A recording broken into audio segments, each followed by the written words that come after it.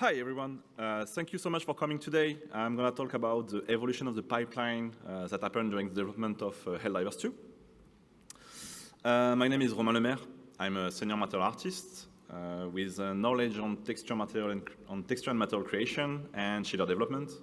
I was a freelancer for 8 years before I joined Arrowhead Games Studios in 2022 on Helldivers 2, so close to the end. And in case you never heard about Helldivers 2, could happen, let me show you the announcement trailer.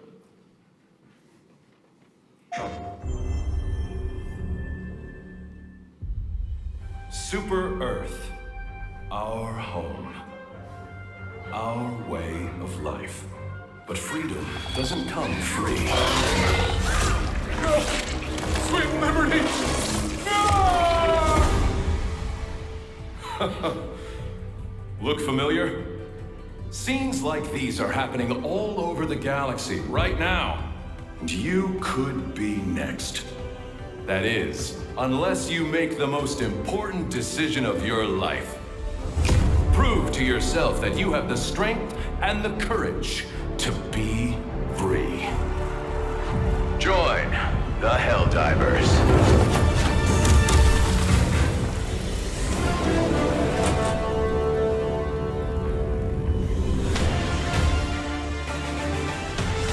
Experience true freedom. Requesting air support! The freedom to travel the galaxy and secure the resources we need to build a better tomorrow. The freedom to encounter fascinating life forms and introduce them to our sophisticated technology.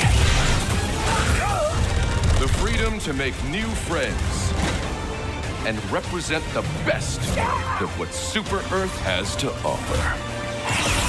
Become part of an elite peacekeeping force and work together to spread prosperity, liberty, and democracy. Become part of something larger than yourself. Become a hero. Become a legend. Become a Helldiver. Becoming a Helldiver may result in decapitation or mortification. Not all Helldivers survive.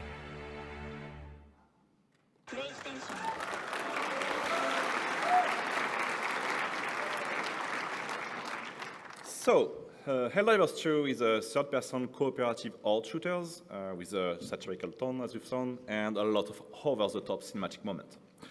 The project started in 2016.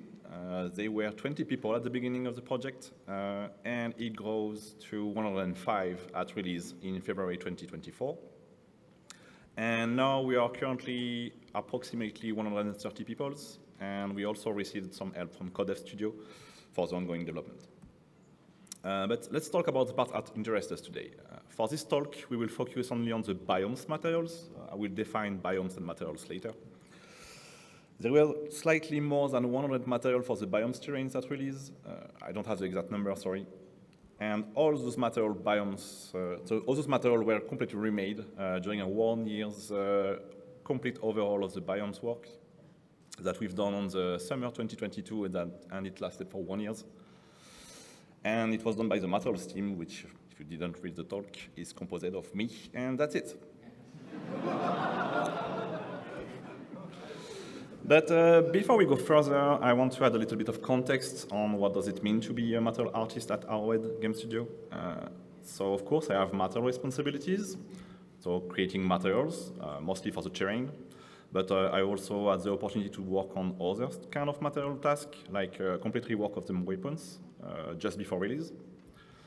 Of course, developing my material pipeline, so in Designer, but I'm also working a lot with the art team to create stuff for Substance Painter, so setting up the files, layer stack, smart material, this kind of stuff. And of course, the classic documentation work, so making guidelines and describing the tools or method I developed.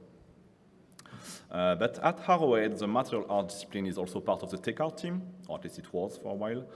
And the responsibility around materials touch also everything related to integration and, of course, shader development. So I had tasks like updating existing shader Could be as basic as adding a glint to sand or snow, or more complex stuff like adding a per-planet withering system to help grant the super Earth assets to each biomes.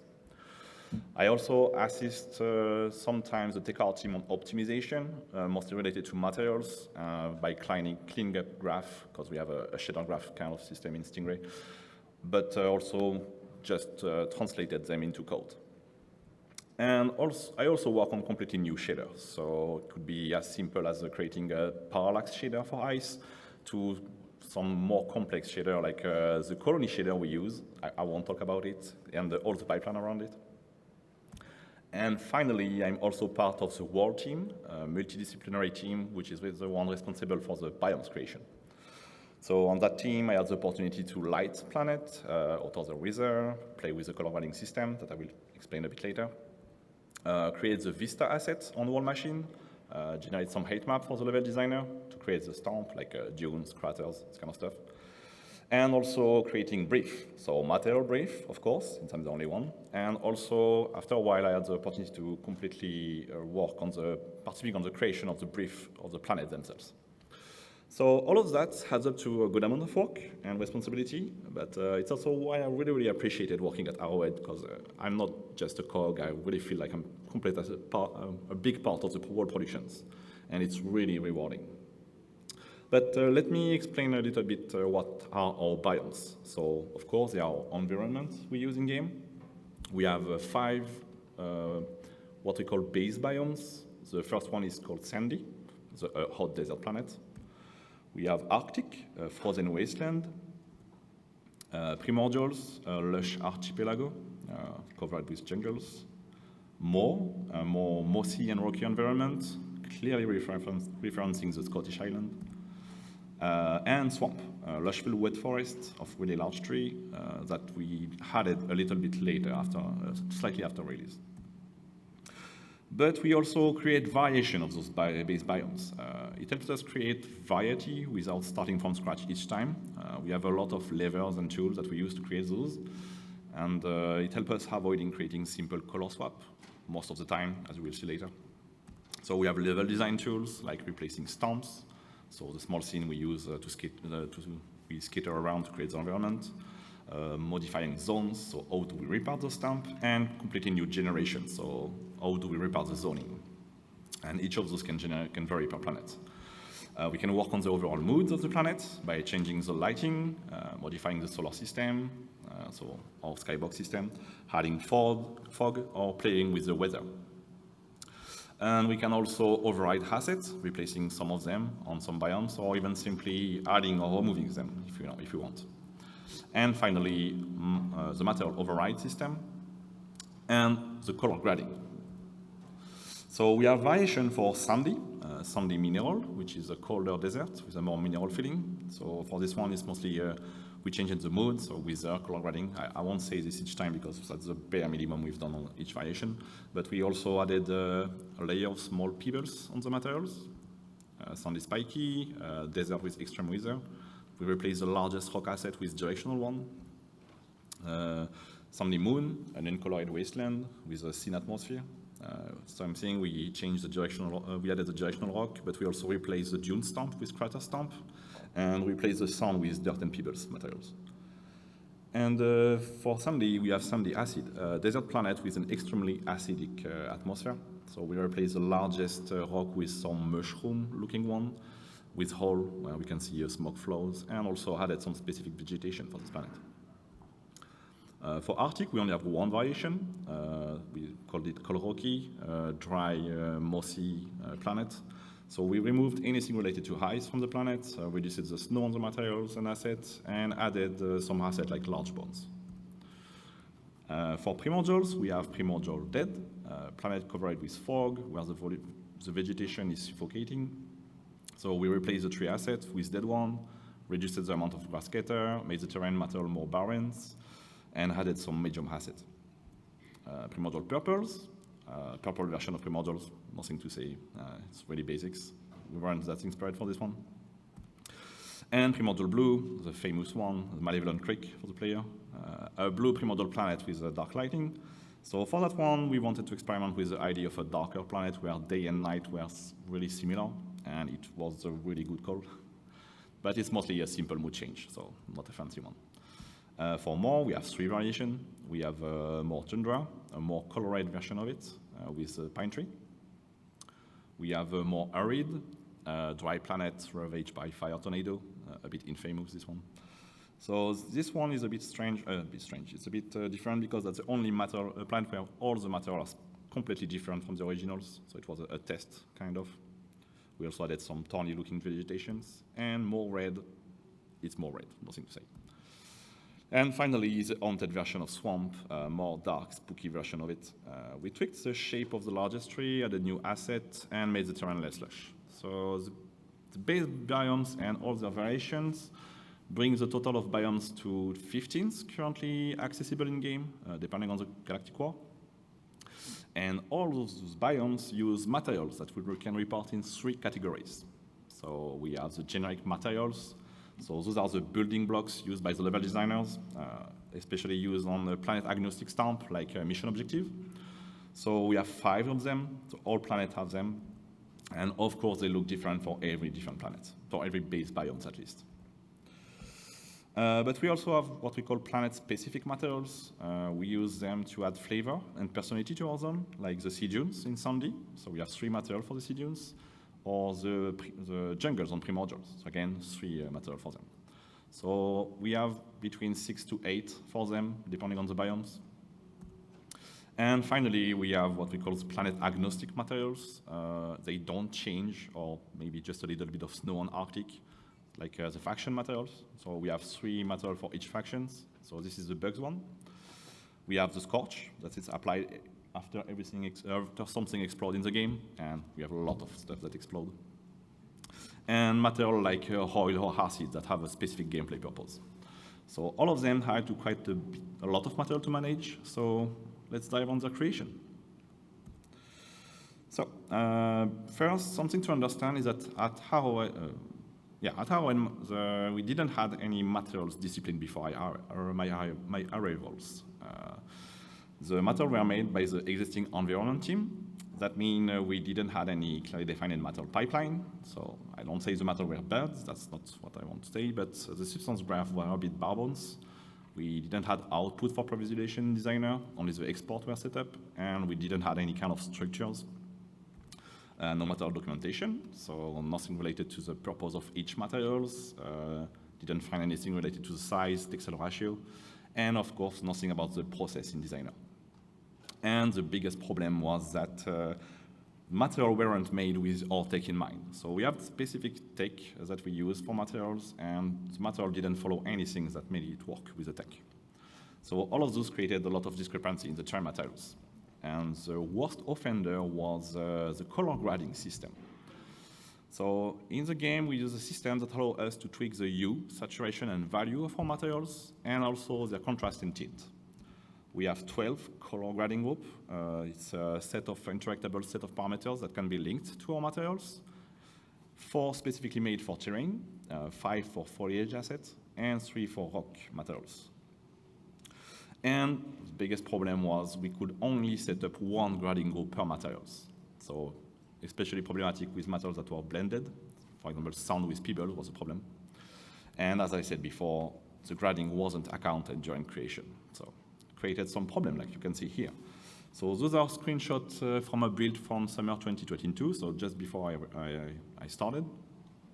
So as you can see on the screen, all the materials are supposed to be sound, but we can see that with the 3 materials have different color, which doesn't really make sense.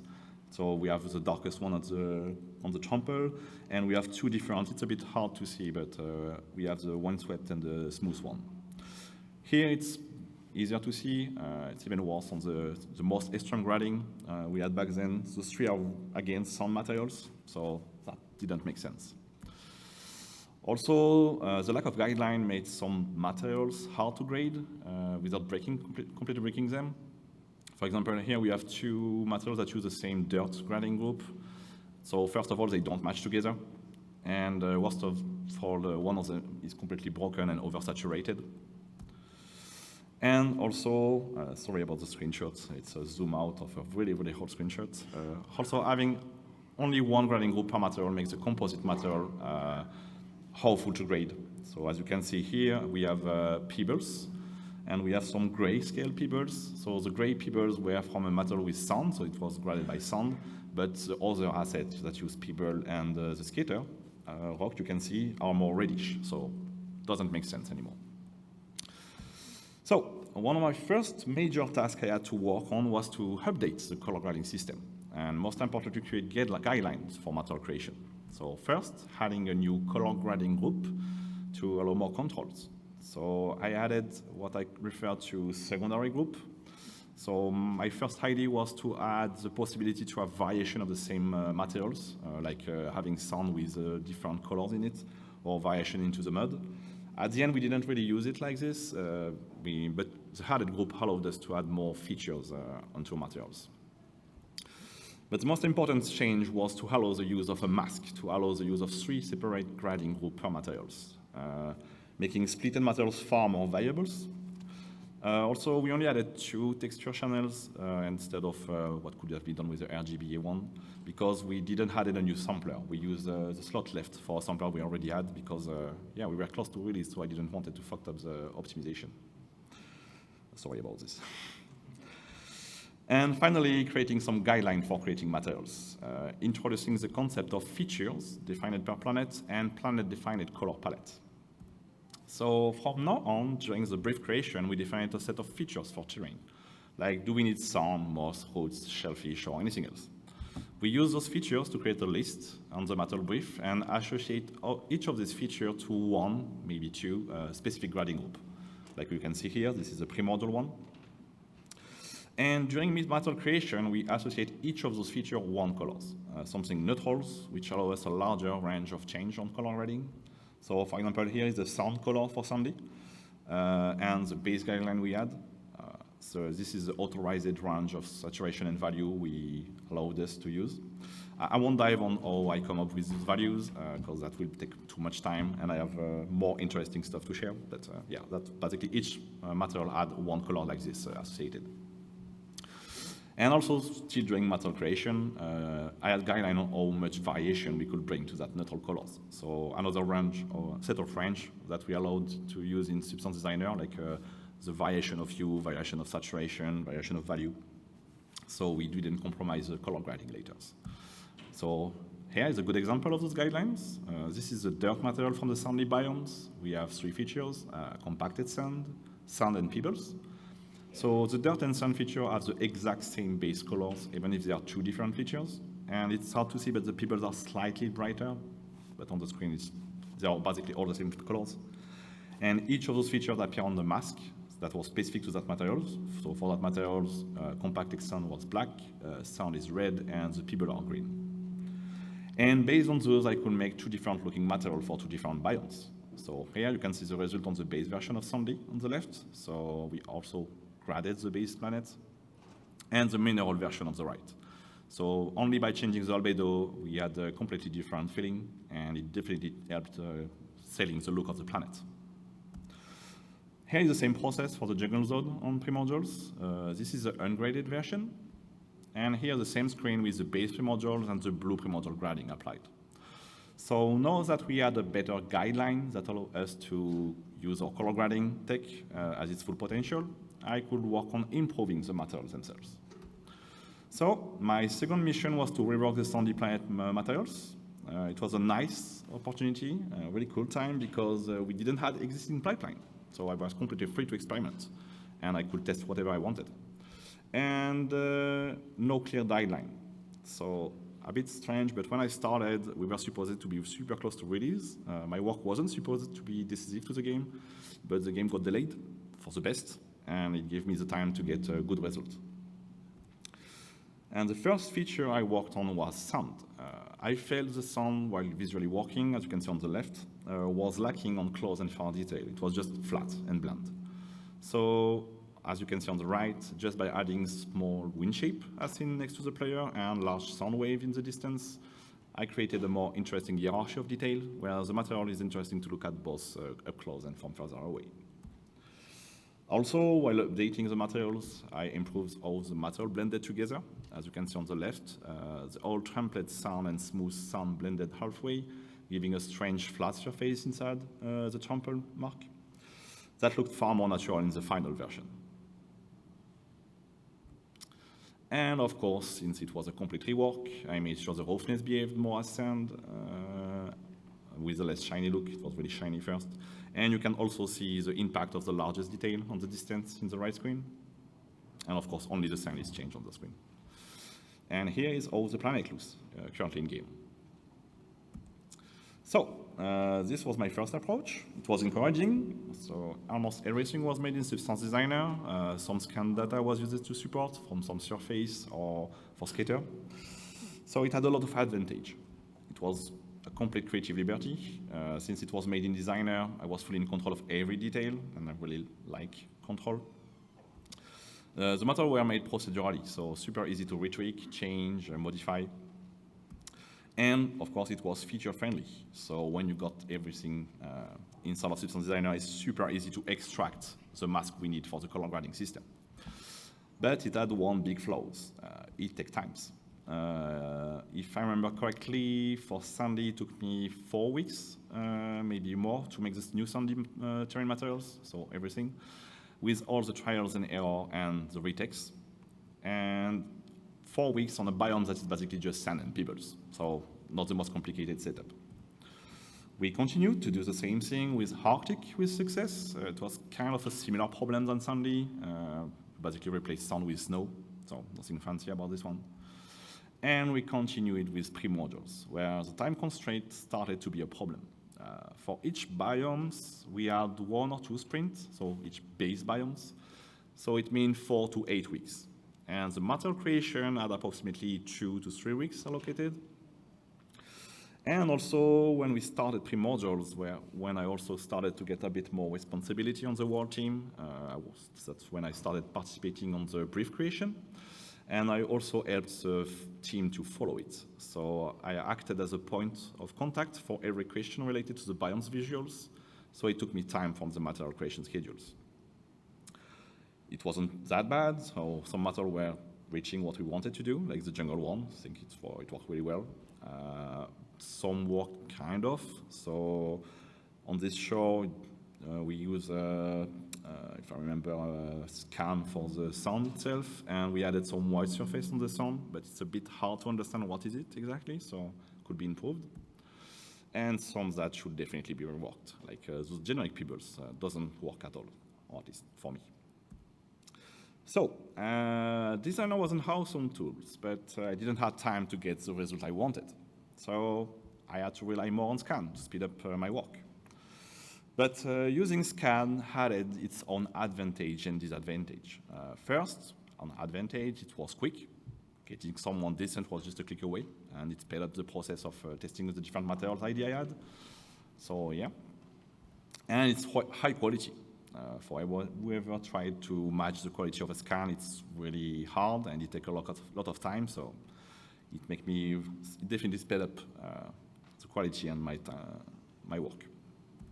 But it's not feature-based. So the whole system of grading created guidelines. We still needed it. So it was a process I needed to find a solution for. It needs cleanup. You can't just use it. You have to clean it a bit, especially if you have a color grading, like I said, with specific guideline in place. And it made the material less varied. It's hard to find alien-looking materials on the scan library, even if it wasn't really our attention, as you can see in the game. But it could become a problem in the future, like if we want to make more alien-looking planets. And also, it makes the work a little bit less interesting. It's a problem only for me, more than for the company, but if you don't want to burn out, you need your work to be fulfilling. And we use this scan-based workflow on more. It's probably the biome that use the more scan on the world roster. And it honestly works quite well. We have some really cool-looking zone, and it's a plan like I really appreciate, like those mud puddles, I think work really well.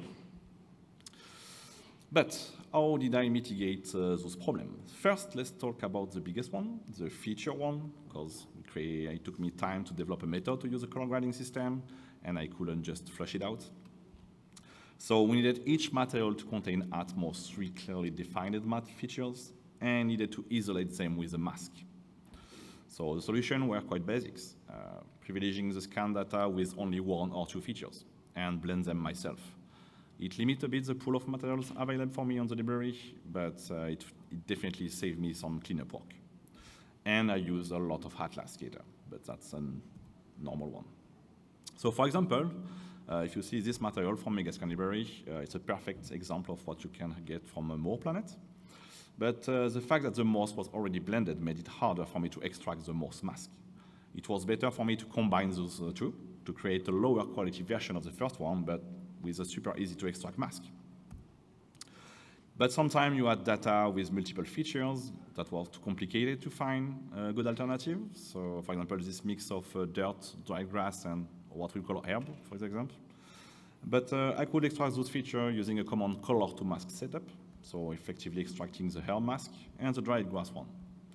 So here is the exact setup I use for this one.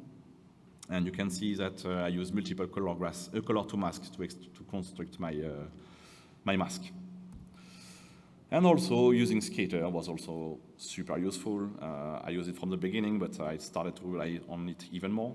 Super useful to create a feature from scratch without needing to extract anything from it. As you can see here, it helped me create a merge layer on this texture. And it's using the Atlas scatter node made the whole mask extraction process straightforward. So this method was really useful for me. But we also had the problem of how it works to clean the scan data. You can always find polluting features like cigarette butts, footprint, or stuff like this. But that wasn't the problem I want to talk about. I'm mostly interested about making it work for our material, for our defined color palettes, or wall color guidelines. So the solution for that were almost all solved, kind of, by adding new nodes, that I made myself to help clean up and control the colors and value inside of Designer, of Substance Designer. The first thing I've done was adding a bunch of tools related to the hue, chroma, luminance color space, making it easier to control individual channels, like this node, HCL. I was inspired by the work of Etienne Bednard. Sorry if I butchered his name, but I definitely recommend you to check this work. It's really super interesting. It's a really useful color space. A bit hard to handle at first, but it has a really interesting features of completely separating the hue from the luminance. And as you can see here, on the HCL-based setup, if you change the hue with the basic hue, saturation, lightness mode, you will also change the brightness of your colors. But with an HCL setup, changing the hue won't change the brightness, which makes the color tweaking far easier. And also, based on this, I added other tools that use the HCL setup, like this channel splitter. So really similar to RGBA, but on HCL channel or HSL channels. It allows me to control each channel independently and precisely, and also to use those channels from time to time to extract some features. For example, here I used it to tweak the hue, saturation, lightness of skin colors. And as you can see, I do far more complex operations than a simple HSL node. But time was still a problem. So even if I wanted to control, I also made tools which allow me to quickly modify my colors. So here is a cool one, the HCL flatten node. It flattens each channel to its mean value. I will develop the concept a bit later. It's really useful as a quick color tweakers and worked really well with the wall color guideline and its limited allowed range. As you can see here on the GIF, that's how it works. So effectively reducing the range of value of hue change or chroma change. And that's a tool I use almost on every graph I have. But yeah, let me explain a bit on the mean value concept. It's basically just the average color of your wall canvas. It's super easy to extract in Designer. You just use a transform node in manual map mode and use it to set the level of the highest possible map, so 16 should be good enough. It seems like a really basic concept, but it has a lot of super useful news, like flattening channel, as you've seen before. But also, another use I have with this concept was the match mean value node. It's similar in the way to use it as a color match. It compares the value of the input and reference input and matches the input mean value as close as possible to the reference mean value. So here's an example. I have two raw scan colors that doesn't have the same value, just one feature color, so what I've defined later. I just plug them in my match color value and it's basically the same base hue, saturation, and everything. It was super useful. I use it on almost every graph that uses scan data for Helldivers 2. And here, an example using the mask from the color to mask slide from before, where I use those masks to set the feature color of the dirt, grass, and herb. So here is the result. On the left, the original skin color, and on the right, the cleanup one. You can clearly see that the dry grass became a similar green than the herb, and the final version merging the two features together, so easier for me to grab, and also clean up the contrast and everything. But for the people that use Substance Designer, you know that there is already a node used inside of it that is called color match. So why don't I use it? So first, I am not a big fan of it, so sorry about the Substance team, mostly because it needs setups. It's not a plug and play, you need to set it up a bit, you need to change some value in it to make it work as I wanted to. And also the match color, if you set it up the way I wanted to use it, you have the tendency of flattening the hue. So the match mean value doesn't have this problem. I keep the same hue range as before, so I could control it better with the HCL flatten after this. So that's why I prefer this one. Another node that I use the mean value concept is what I call the auto level balancing. It's a really useful node that balances the middle gray input to approximately have the same amount of lighter and darker value, effectively balancing the value around the 0.5 middle gray, as seen of those histogram. It's really cool for tweaking noise before blending them, homogenize the specific channels on the color, or homogenize the roughness map of all the scan data, so I could just control them together later. But be careful, this kind of node, you shouldn't use it on the 8 because you will break the profile of your 8. So here you can see all those methods applied on the color of the raw rock materials. On the right, the raw colors have a mix of high contrast colors and matching colors also that can't be used on the grading system. And the cleaner version on the left, so ungraded, that's how it is in the engine, have far less contrasted value and just basically one set of colors. So definitely more useful for me to grad this. So the only problem remaining was the creativity one. I don't have a perfect solution. Mostly it's a bit boring to just clean up scan data, and I needed a way to keep my work interesting, to not be bored. So what I've done is simply using the time gain from this new workflow and all the tools I made to basically focus on more interesting tools when I could. So for example, during the materials biomes, the bugs material rework we've made, I used a lot of scan data and some personal tool to create the base cement, so it was kind of quick. And it allowed me to get some time to, for example, work on the mycelium part of it. So this one is homemade generators. Also, the time gain allowing me to experiment on some other things, like the Arrowhead planet. So that planet were possible just because of the time gain. That's the only planet, so the only variation of the base planet that have a complete overhaul of the terrain materials. So 100% of the matter were changed for this planet, and it took me 1 week to do. Yeah, the wall scan based method is not flawless. We still have problem inherent with the use of scan. So first, sometimes you have to make choice. You are stuck with an existing library. It's a bit limiting for us, especially as I said before, for the alien looking biomes. So that could definitely become a problem in the future. So we need to maybe find something for this. The cleanup part, it's a bit of, for me, it's wasted time because you don't create long-term value. I just clean up a scan data for one materials and that's it. I will almost never reuse it. So it's not as good or value-wise as the new generators or new tools that are made for this. So yeah, and that's something I wanted to change. And also, we don't have the manpower to create our own library, so we rely on external partners like Megascan or the Adobe the Substance 3D asset. And if something happened to those libraries, it could damage our way of working. So, for example, the switch from Megascan to Fab, we have losing quality of life for it, and it didn't make our life easier at all. So, yeah, we had a success. So, we had time after this. And I will use this time to experiment a little bit more on the next planet, the swamp one, that I didn't talk yet.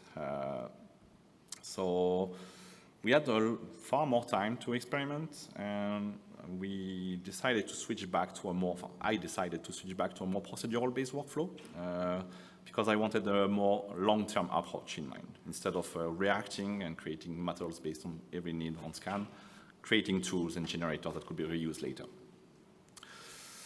For example, developing a new generator that will fast-forward the base feature of all your materials, so soil.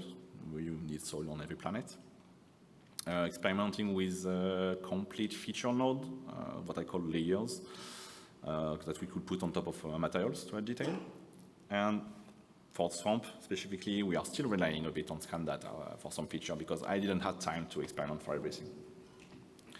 So, of course, everything is still in work in progress. I'm definitely not close to what I want or what I envisioned, but it gave me some nice results that I will show you later, and I can develop a bit more.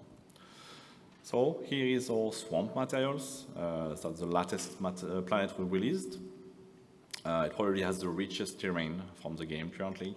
Really proud of this one. Yeah, as you can see here, a lot of detail, far more complex than every other planet. But as I said, we still use scan data, like those roads. The roads are scanned and all those other details were added on top of it. So, for the swamp, the soil, I had the idea for a while to create a base noise generator that will allow me to streamline the whole dirt process. So a noise that could serve for a base of every kind of ground. I come up with this node, test ground 01, sorry. You can definitely tell it's still work in progress. That's not the final name of it. For this one, I experimented with fractal Brownian motion, so adding several patterns on top of each other with a different scale. It's composed of two layers, a first layer of the flow frequencies and all the parameters needed to tweak it, and a second layer for mid-jump frequencies. And here is the result you can get, so straight from the node. And same thing, so just by tweaking it a bit, so all of those took 5 minutes, something like this. Here, straight from the node again. And if you just make some high frequency noise, it gives me a base for the swamp materials. So all the swamp materials use this base for this kind of setup. It's still work in progress again. I really want to phase on this.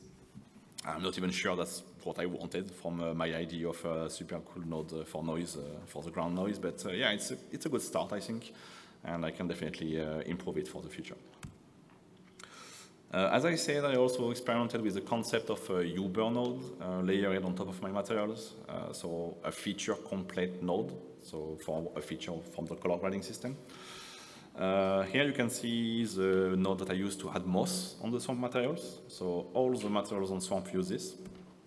So here is a material without moss for the roots. And here is with moss added to it. So just plug and play again, what I wanted. It was super quick and also helped me make everything more homogenized on the swamp planet. Again, still work in progress. A lot of tweak needed. I will probably redo from scratch in the future to make it work even better. But yeah, it's a good step on the right direction for the Helldivers pipeline, I think. But how does this method evolve since the release on Swamp? Biomes and terrain are completely put on hold to let place to the Romain of Tyranny update, which featured the colony, which was the focus for the world team after Swamp. So it made the world terrain pipeline put on hold, and we didn't have any kind of development, or at least nothing I can show for now. So sorry about that. That's all I can share for now. Big thank you for listening to me.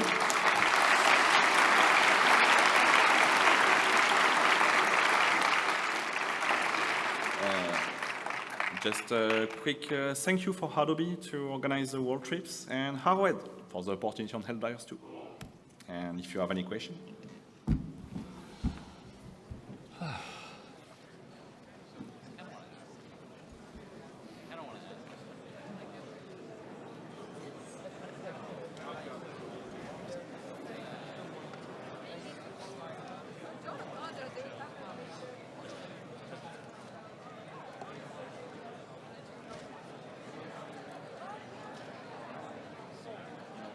peux le dire?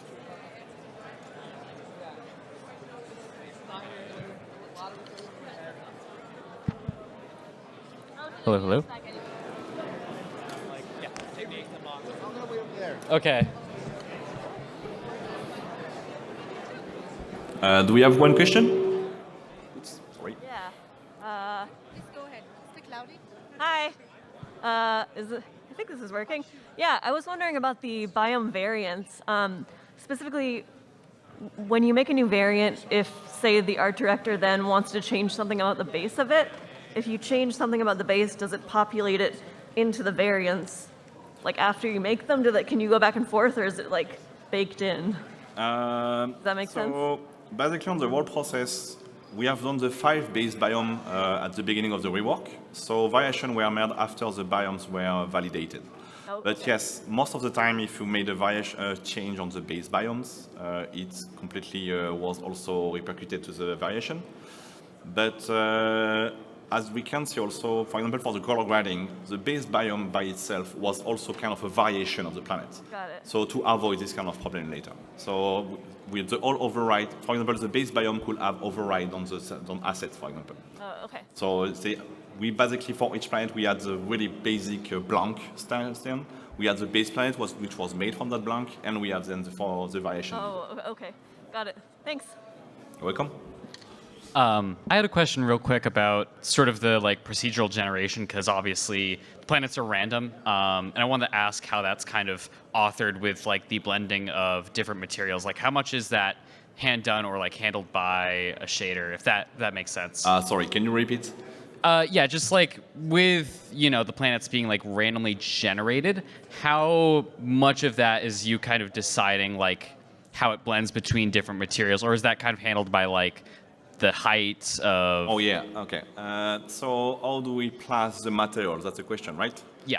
So we have multiple generators. We have a set of shader graph that are basically just painting the material when needed. So they are based on a lot of stuff. It could be the slope, could be the zoning. So as I said at the beginning, we have zone.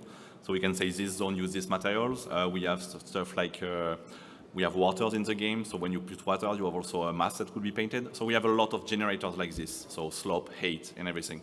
So for example, on the game, maybe on the first planet and some objective mission, but for a planet, let's say swamp, we don't have anything that is placed by hand. We don't paint the material manually. Everything is created by the generators. So these are defined by the level designer. And so yeah, we don't paint it, just because of the whole procedural stuff. Yeah. Thank you. Test. Hello, my name's CJ. I'm an environment artist. I'm really curious to know about the research and development that goes into finding scans for materials. Is there like a dedicated team in the materials department that goes out and like takes photos of the scans and then imports that into Substance Designer? So what are the process for selecting scans? That's it. So I'm the only material artist. I'm alone, so I choose the scan.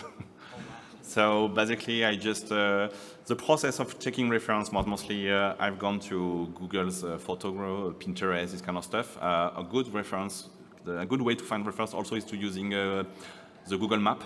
So you can go into jungles in the real life and take pictures. It's really cool for this. And after this, creating the material brief and just checking Adobe scan and see if we have something that match or kind of. Honestly, it's kind of basics. It's a way to do this. We didn't have a process for it. But yeah, it's basically, when we created the material brief creation, it's basically just taking pictures, and after this, checking the scan library to find something that matches. Oh, that's awesome. Thank you so much. You're welcome. Hi. Amazing, fantastic presentation. I know you guys use an Adobe older game engine, and I'm wondering if that has impacted your ability to export using Designer. Yes.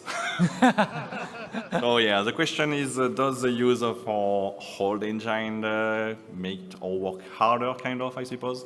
Yes, definitely. The engine is really old. It's not stable. It's called Stingray, if you wanted to check. There is 2 studios in the world, I think, that use it. One is us. But For the export from designer, we never use the designer export. For the designer SBS or SBSR into the engine. We only use exporting texture. So at the beginning, we didn't have any kind of process for this. So it took me maybe 1 or 2 days to create an export system with all the layers, the output setup and everything. After we had this, honestly, it's kind of straightforward. I know exactly what I want. It's also one of the benefits of being the only material artist, because if I needed to change it, I just change it.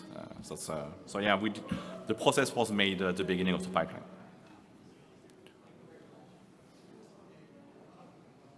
Hello, my name's Logan. I'm an environment artist. Thank you for going into your process about like how you go into the procedural material creation. The question I had was, are there any tools in Engine that allow you to do some of this like color manipulation that you might apply in small amounts to different biomes, or like tools in Engine that help you like plan out the different modifications you want to make in Substance Designer, or is it just kind of like a back and forth iterative process, like making things match up? No, basically, so we have the terrain tool system, so we could paint the terrain and everything. So after this, when we created the basic of the material, the first thing I've done is just downloading a bunch of Megascan stuff, and just something that looks kind of what I wanted. Created my list, in Substance, testing it in Stingray, and whenever I had something that worked, then it's just a back and forth between Substance Designer and Stingray. Like, we don't have anything in Stingray that helps us in Substance Designer. But it's kind of an hard process to create for the whole blending. It's not straightforward, so yeah, it was a back and forth, and it took a lot of time. But yeah. Yeah. Wow. Okay. Thank you. Nothing fancy about this. Yes. I was wondering when you were using the scatter node to create things like roots, what was your methodology from not making it too repetitive?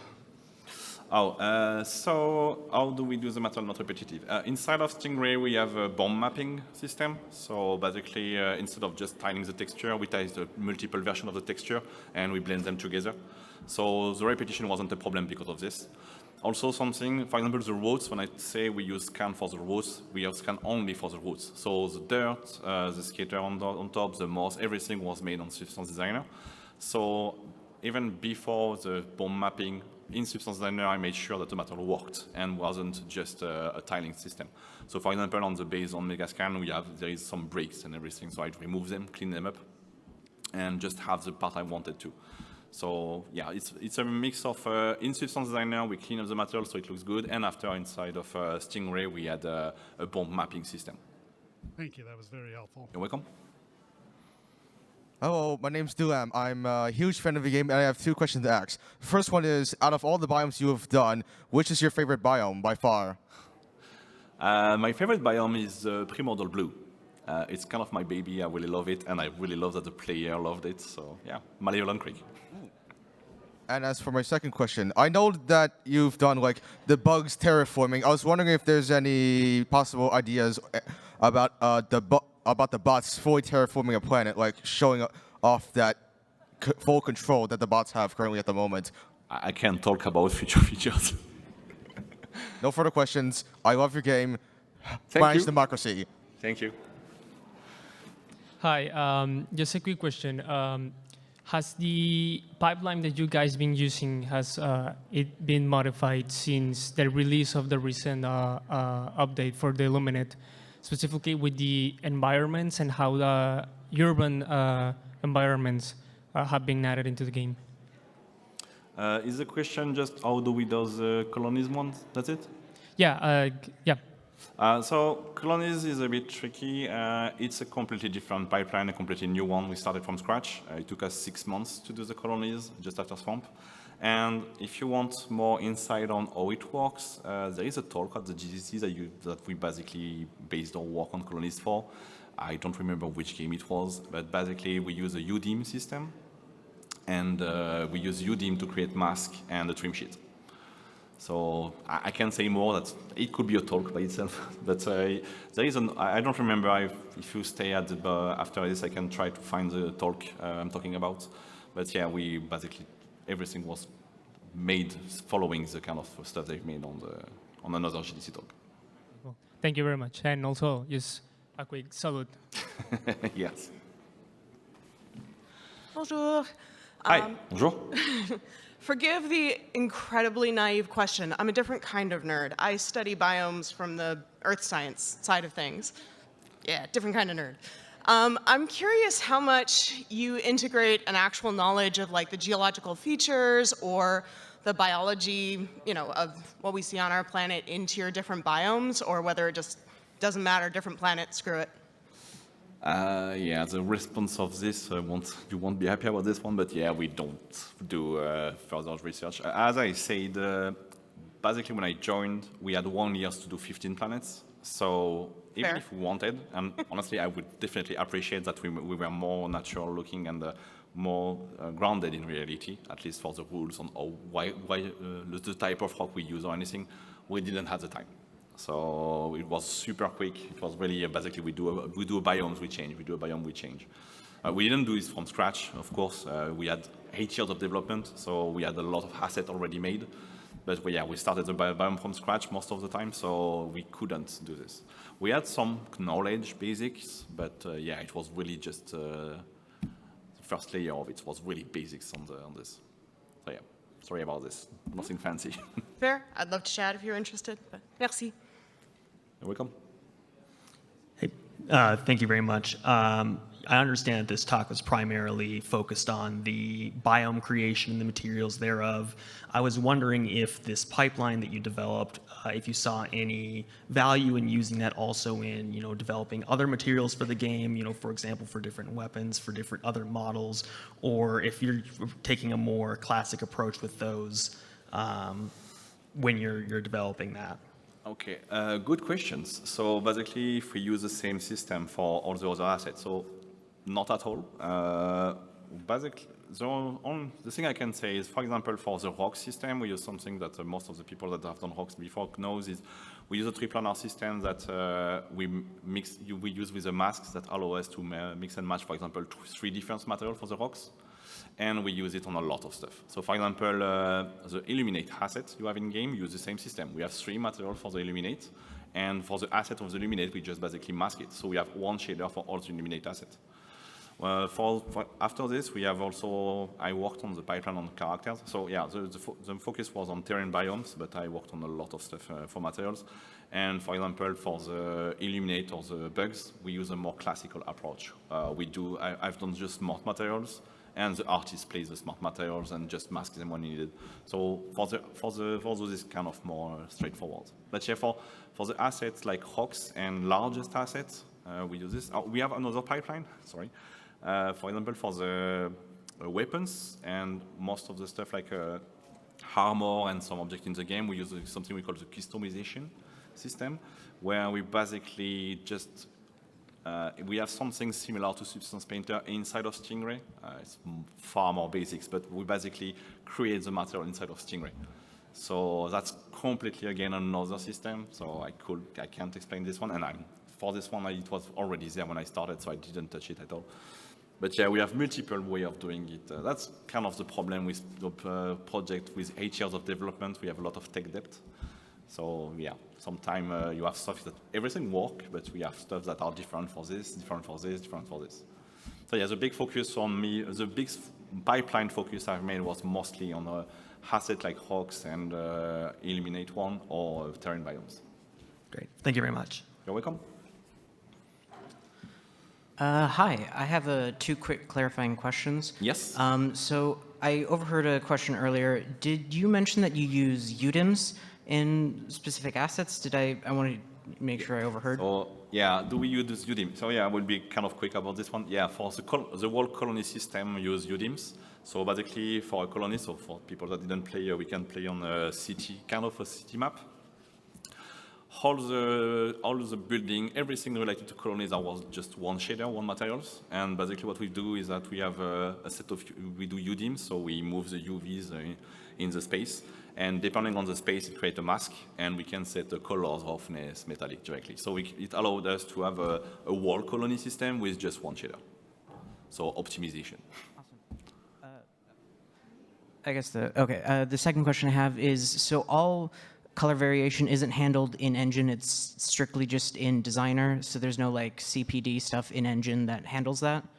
You mean about the terrain? Yeah, like with the terrain. Yeah, for the terrain, we have the color grading system. So basically, we have an entity that we place in game where we have the 15 different grading groups. And since all the material, when we create them, we place them with, we set the grading group manually because from the mask and everything. And after this, yes, it's basically just in engine. So all the color grading was made in engine, and even when we launch the game, we can manually edit it with the game. So that's how we do it. All right. Thank you so much. You're welcome. Hello, thank you. I was wondering about the variation of the Meridia biome or gloom mutated planets. Are those unique ones that are like one-offs or? Oh, yeah, good question. Effectively, I didn't. So yeah, 15 is basically the 15 base biomes we have, but we effectively have some more specific biomes. So you called about Meridia. So Meridia is a bit of a hard one because we have a completely new skybox, but it's basically the same. We have a 16 planet called Meridia on our system, and we have some other, like we have Mars. So if you play the game, there is a tutorial. We have Mars. Mars is also in variation. But they are more specific because they are really used in only one planet. Like, I think we have Quencha also, where we unlocked the mech, was also a specific planet. So from time to time we do this. We don't have the workforce to do this for every planet, even if you wanted. Also something I didn't say is that we have 15 biomes, but also, for example, for one biome, let's say base Sandy, we can have 4 or 5 solar systems. So that means if you play on 5 different planets, they will look slightly different because the lighting will be a bit different. We can have different sun colors, a different size of the sun. So we have more variation than the 15, but they are less meaningful. They are lower impact. But yes, we have also specifically made like Meridia, but those are, let's say, lore-based variation. So we have only one in game. That is currently not accessible. Hi. I'm currently studying environment art and was kind of curious about your journey into becoming a material artist, and then also why specialize in material art as opposed to lighting or modeling or something else? So as I said really quickly at the beginning, I was a freelancer when I started. So for 8 years I was a freelancer, and I worked on basically every kind of project, architectures, short movie, Unity game, VR, a lot of stuff. And I've touched almost everything on it, from modeling, lighting, and material is what stuck with me. So I really, really like doing shader. I really like doing materials. You probably see in my presentation that I'm more like a tech hard side of stuff. Like, yes, art-wise, I like it. Like, I really, really like Substance Painter. I really appreciate working on it. But I'm more interested by the more tech parts. But also, I've done a lot of lighting. So that's also why I appreciate working on Arrowhead. I wasn't put on my, okay, you are a material artist, you do materials. No, if I need to help on lighting, I do lighting. Like, I've done lighting on multiple planets. I play on with also the weather and everything. But yeah, so I'm mostly what we call a generalist for a long time. It just happens that, yeah, what I appreciate the most is materials. Sorry, I can't say something more complicated than this. No, you're good. Thank you. You're welcome.